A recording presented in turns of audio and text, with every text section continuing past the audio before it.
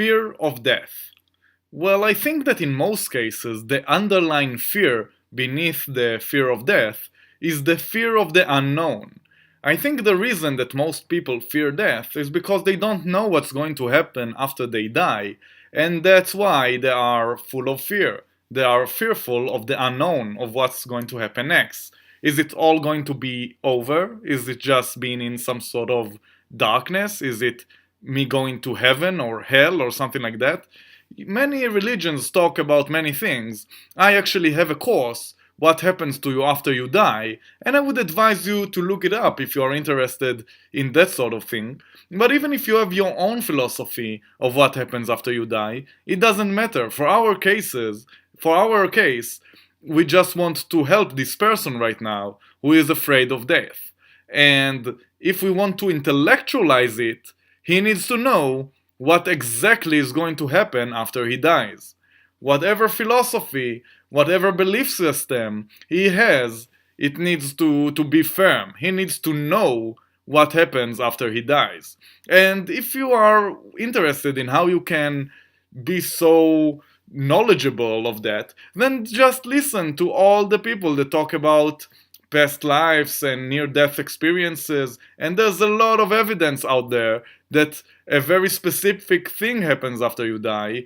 And again, if you want to hear more about that, then check out my course. But the point I want to make is that if this person is afraid that he's not going to see his loved ones again, for example, then you should tell him that he will be. He will be with them always, just as many loved ones that have passed away are with him right now, and with us, and with me, and with you. When you die, it's only a change of your state, of your situation. You are still very much as alive in consciousness. It's only the body that is dead, but your soul or your spirit or whatever you want to call it, your consciousness, is very much alive. But again, don't want to impose my specific philosophies here, because maybe you have your own. The only thing I want to say is that you should have a very, very specific philosophy about what happens after you die, because you really shouldn't have this situation of not knowing, of being uncertain, because then you have the fear of the unknown, and it's not so fun. Alright, so intellectualizing it in this case means just checking out the philosophies, and I would advise you to check out my course, or whatever philosophy you want, and you will see exactly a specific philosophy that you feel comfortable with, and then you can be more calm about that. Alright? Another thing we said is that slowly and gradually confronting the fear. Well, I don't want you to have a near-death experience in order to feel more comfortable with death. But you know what? Maybe it's an option if you are up for it. I have another course about astral projection. Astral projection is basically a technique in which a person can have an out-of-body experience, to have his spirit be removed from his physical body. And that's basically, you could say that it's gradually dying. It's almost like dying. You are having like a glimpse, a window into what will happen after your spirit will leave your body when you die, and it's something you could do in order to feel more comfortable about death, and it will help you deal with it. Another thing that you can do if you want to have a gradual thing like that is that you could go to a old people home or to go to a hospice and see the people that are about to die, basically, that are very soon, the death is approaching very soon, and you can talk to them and you can see how you can help them and how they can help you. It's always a two-way stream. So that's one thing you can do. Although if you are very much afraid of death, I would advise you not to go to a hospice or something like that, because it could be very scary.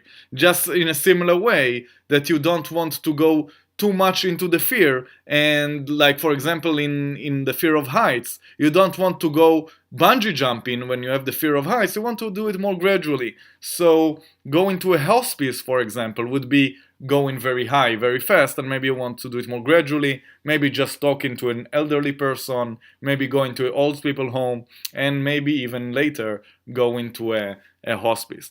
All right, so that's the gradual alternative. And also, like I said, astral projection is basically gradually dying, almost dying, like being in this state of your spirit being away from your physical body, and that's great for you to be calmer about death. Another alternative is to associate something positive with death.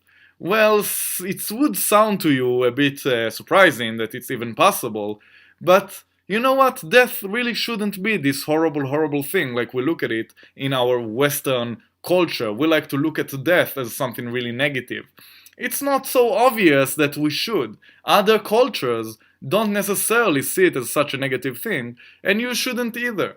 There's nothing negative about death. It's very natural. You can't have life without death. It's almost inevitable, so enjoy it, deal with it, read about it, explore it, and you will see that it's not necessarily that negative of a thing. And if you talk to people that are, for example, older people that are very, very nice and look at death in a very positive way, they will affect you, and you will associate their positivity and kindness with death. And when they die, it will affect you again, and you will associate their death with their kindness and their personality, and could really help you deal with death. If you have more and more experience with people that have passed away, by the time that you die, you won't be as worried about it. You will just see it happen again and again, and you will stare death straight in its face, and you won't be that scared.